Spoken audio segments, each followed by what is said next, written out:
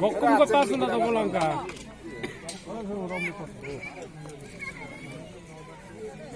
Ini mudi suran na motor pe.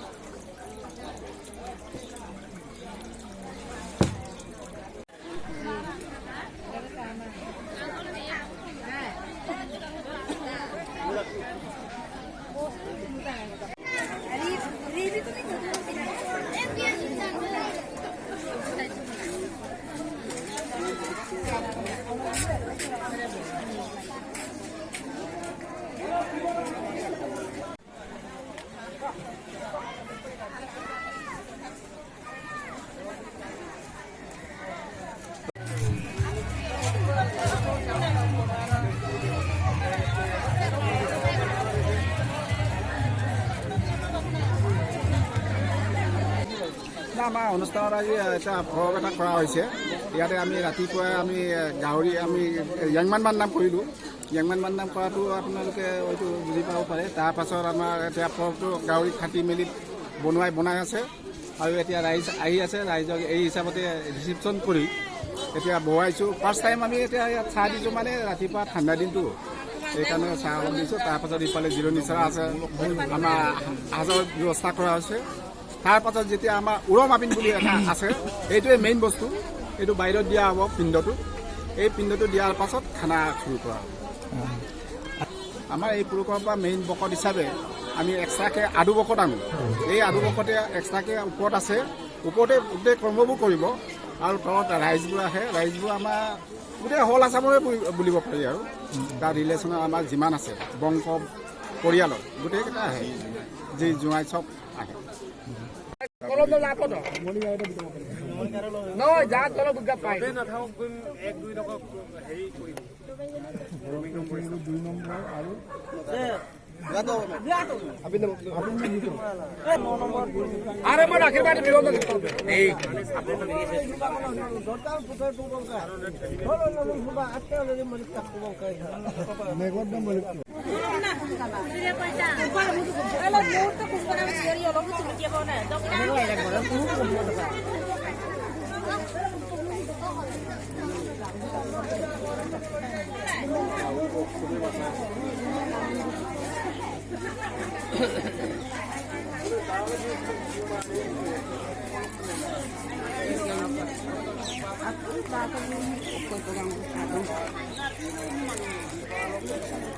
দদগাং যিটো কিপু দদগাং মানে যিটো শুদ্ধিকৰণ, এটা মৃতকসকলক পূৰ্বপুৰুষসকলক এটা মানে পিণ্ড দিয়া এটা অনুষ্ঠান।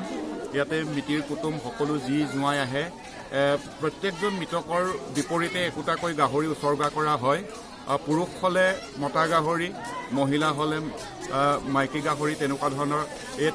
ইয়াতে ঘৰ এটা আছে, ইয়াৰ তলতে আমি এটা মৈদাম পাতি তাত হাল মাৰোঁ, গাহৰি উচৰ্গা কৰে। সেইটো যিটো পৰম্পৰাগত নিয়ম, সেইখিনি কৰি তাৰ যিখিনি মানে ঠেং আদি কৰি কাণ নাক গোটেইখিনি কিবা কৰি মেলি আকৌ মাংস তাত মিক্স কৰি আকৌ সেইটো আকৌ পিণ্ডৰ কাৰণে আমি যিটো উৰম বুলি কয়, উৰমৰ কাৰণে তাত এতিয়া আকৌ এনেকৈ দীঘলীয়াকৈ মৈদাম খানি উপৰি পুৰুষ 21 পুৰুষলৈকে আমাৰ নাম মেনশ্যন কৰি তেওঁলোকক পিণ্ডদান দিয়া হয়। প্ৰত্যেকৰ নামত একোটাকৈ পিছ একোটাকৈ মানে ভাগ পাতি তেওঁলোকক উৎসৰ্গা কৰা হয়। তাৰ অনুপাতে তামোল চালিৰ পৰা আদি কৰি পৰ আপং আৰু তেনেকুৱা ধৰণৰ বস্তুবোৰ উচৰ্গা কৰা হয় সেই পিণ্ডদানত। তাৰপিছত দূৰ দূৰণিৰ পৰা যি জোঁৱাইসকল আহি, মিতিৰ কুটুমসকল আহি, বংশ পৰিয়াল আহি ইয়াত সকলো সমিল মিলেৰে লগ ভাগ হৈ একোটা মানে সাংস্কৃতিক মহামিলনৰ ক্ষেত্ৰ বুলিও ক'ব পাৰিম।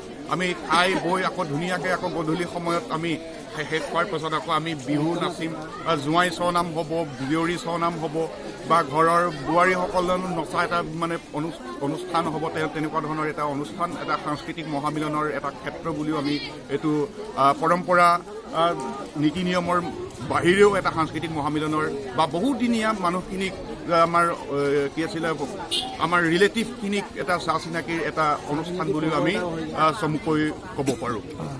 এই অনুষ্ঠানটো সমগ্ৰ অসমতে হয় ঠাই বিশেষে পিণ্ডদান প্ৰক্ৰিয়াটো অকণমান বেলেগ বেলেগ হয় কিন্তু দদগাং কাজটো কৰেই সকলো মিচিং মানুহে কৰেই